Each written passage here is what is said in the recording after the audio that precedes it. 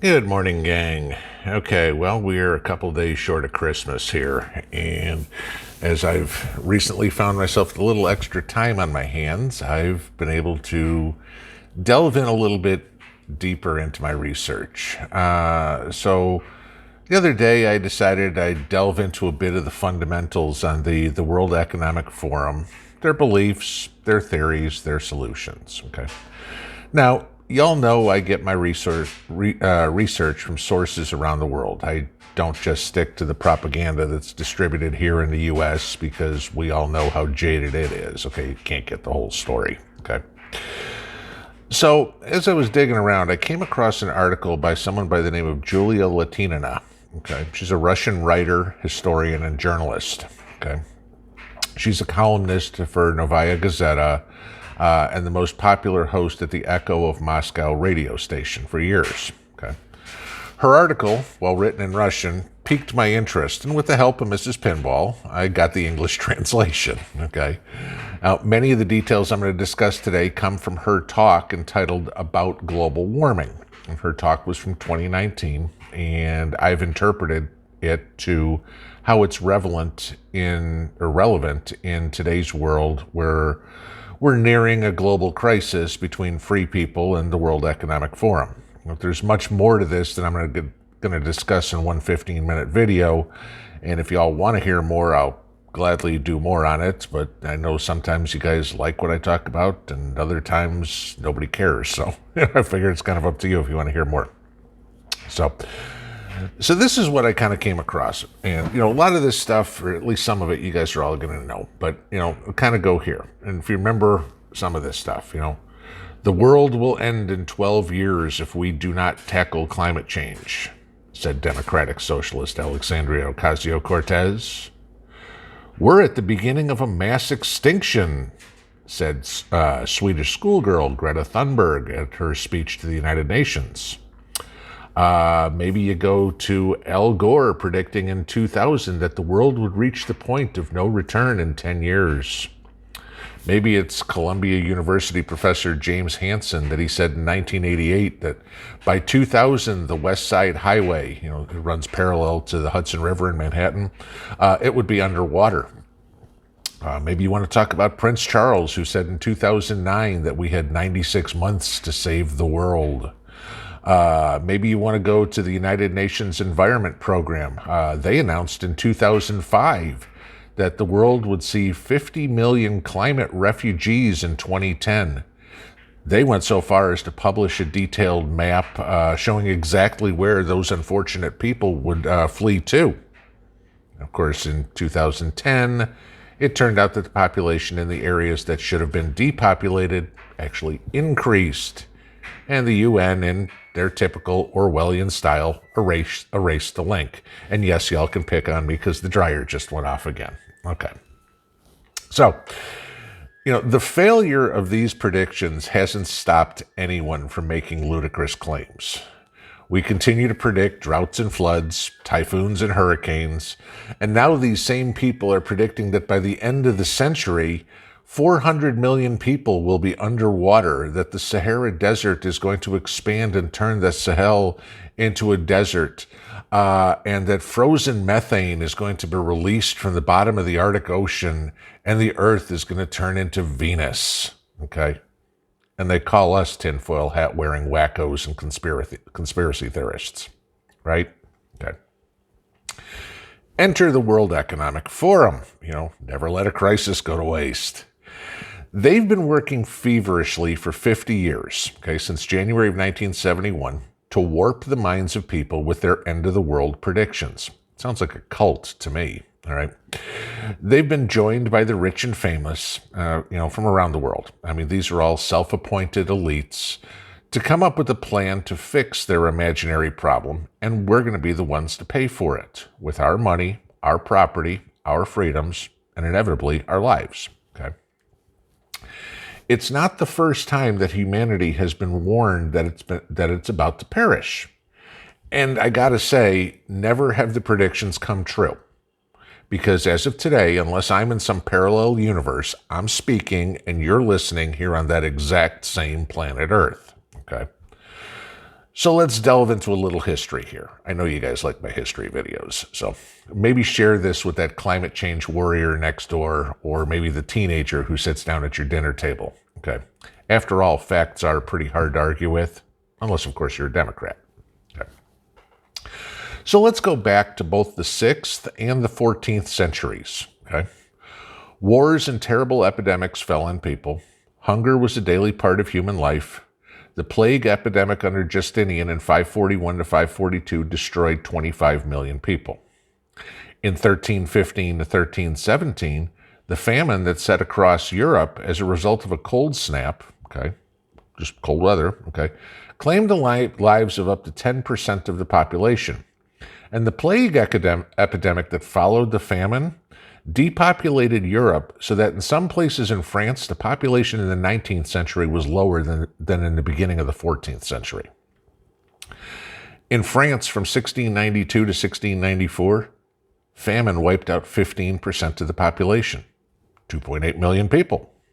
The Great Famine of 1845 to 1849 destroyed a quarter of the population of Ireland. But now, 2020, for the first time in thousands of years of human existence, tens of thousands of human years, all these troubles are literally a thing of the past, okay? The terrible epidemics are over, okay? We can all call what's going on now a terrible epidemic, or we can call it what it really is, okay? But this radical increase in life expectancy and the improvement in its quality of life has occurred thanks to modern technology and a market economy, okay? However, the elites at the World Economic Forum call this improvement the mortal sin of mankind, which will lead to its destruction. Okay, that's literally what we're up against. All right. Author by the name of Yuval Noah Harari sarcastically pointed out in his latest book, quote, "In today's world, excessive consumption of hamburgers is more likely to kill you than hunger." Yeah, okay, but, we've got to change the world, guys. Okay.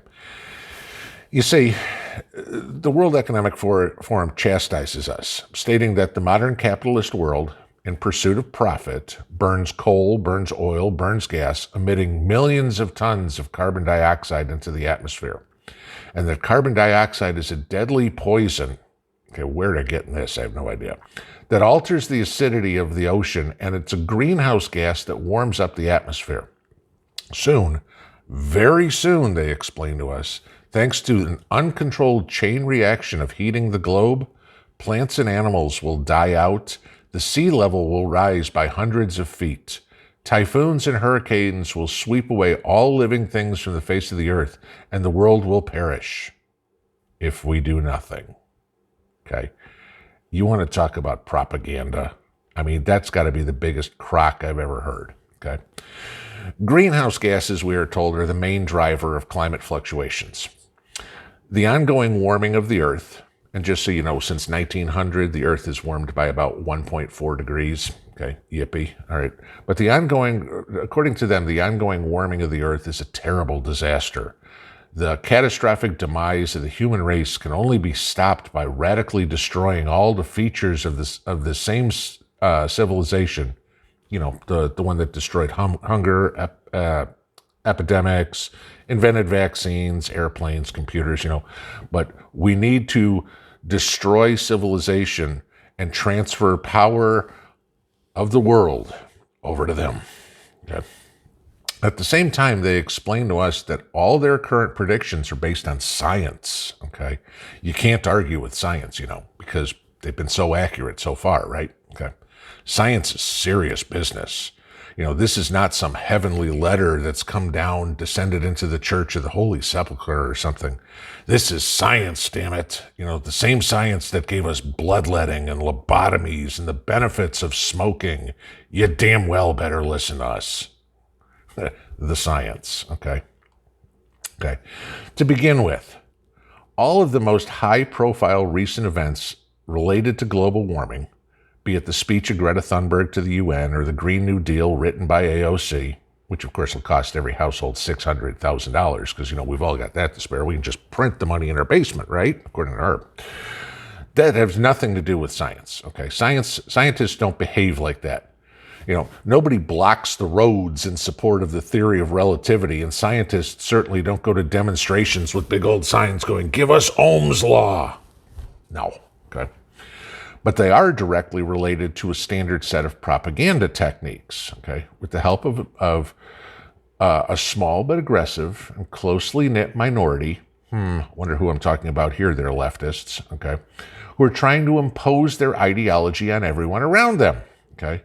Such a minority puts pressure on others, aggressively promoting their ideas and at the same time destroying the reputation of and creating difficulties for anybody who opposes them.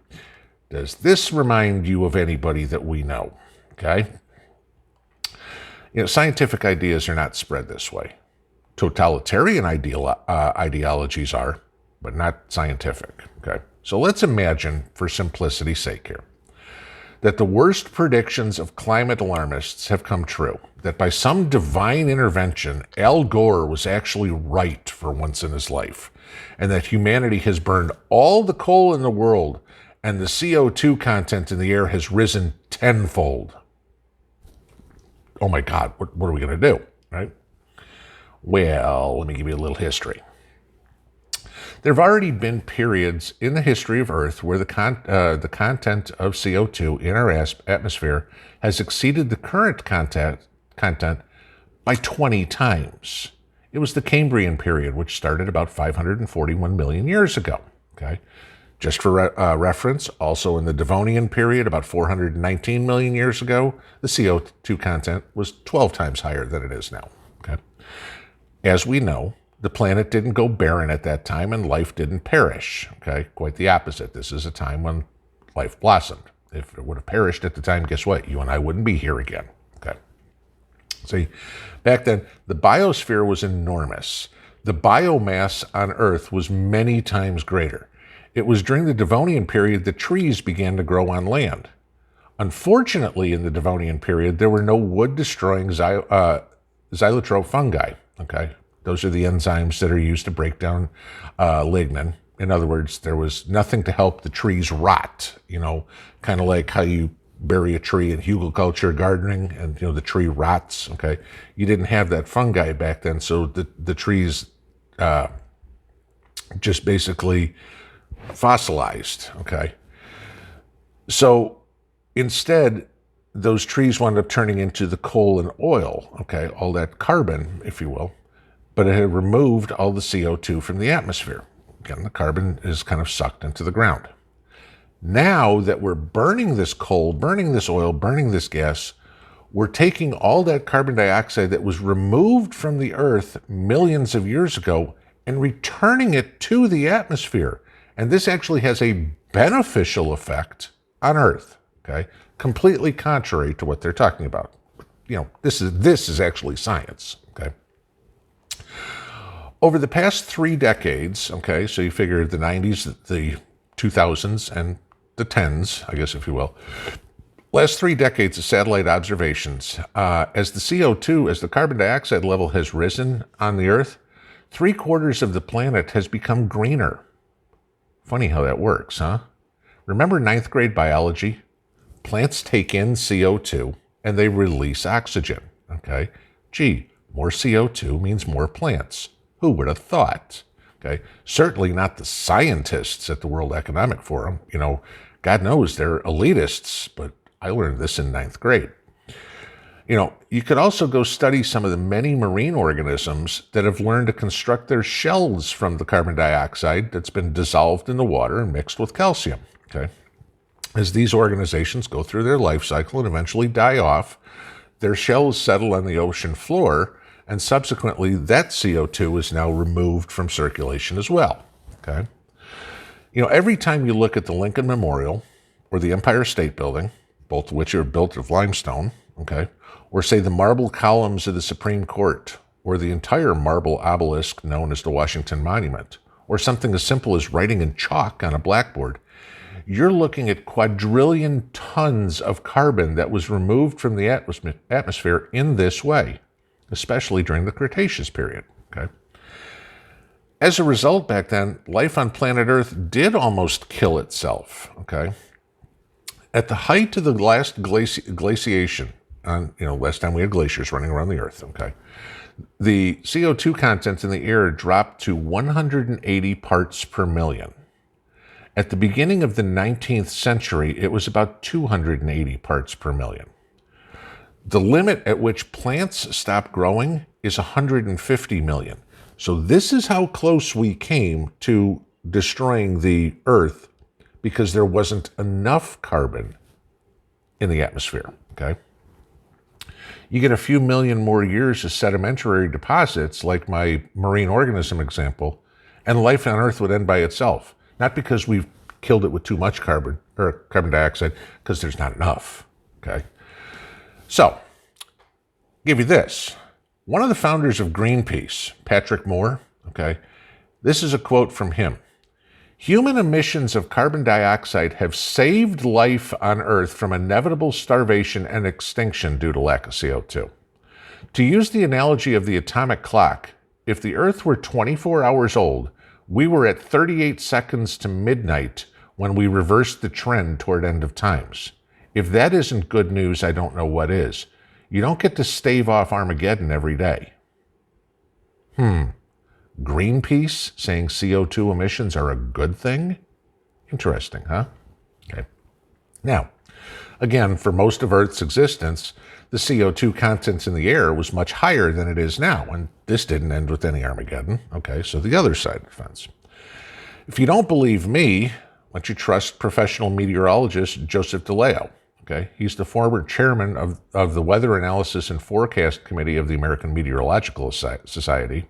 He's also the founder of the Weather Channel's Meteorological Service. Okay, in his article, 12 Things You Won't Read in the Press About Global Climate Change, DeLeo says, reconstruction of paleoclimatological carbon dioxide concentrations demonstrates that carbon dioxide concentration today is near its lowest level since the Cambrian era.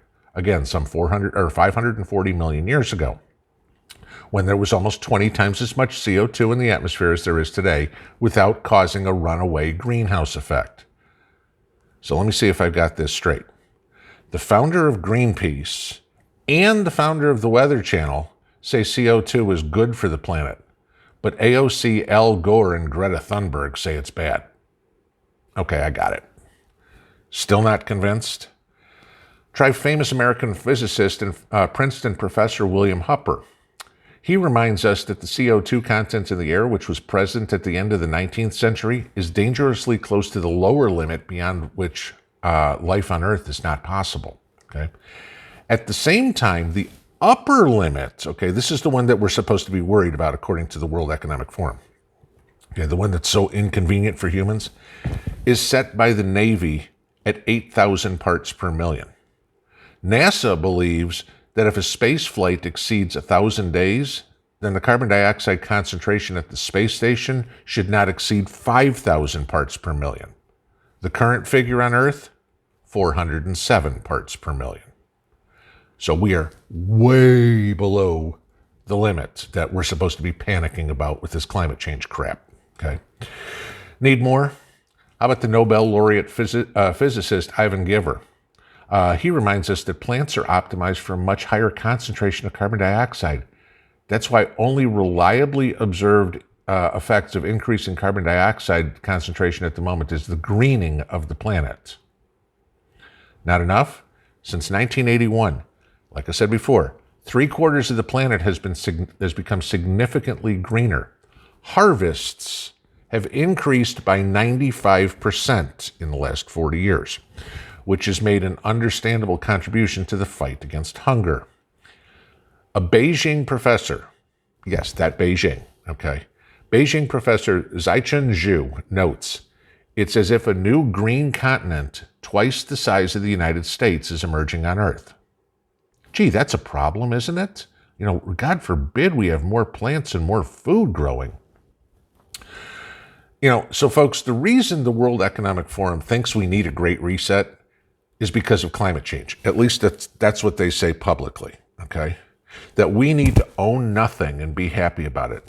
that we need to give them the authority to make the global decisions on, world economy, the world hunger issues, world policy issues. The basis for their existence is completely false, okay? I can blow up climate change 9 ways from Sunday, okay? And I'm doing it all with, Nobel laureates, the head of Greenpeace. These are scientists. These aren't 16-year-olds running around Sweden or Norway or wherever that bimbo's from. Or, AOC, who's, just a moron, okay? Or Al Gore, who, he invented the internet, okay? This is what we're fighting against. This is what you're prepping for, okay? This is the enemy. We cannot let these monsters take control of the world under any circumstances, okay? We have to squash them, period, okay? Because ultimately, it's not climate change that's going to put an end to humanity. It is the World Economic Forum. Pinball out.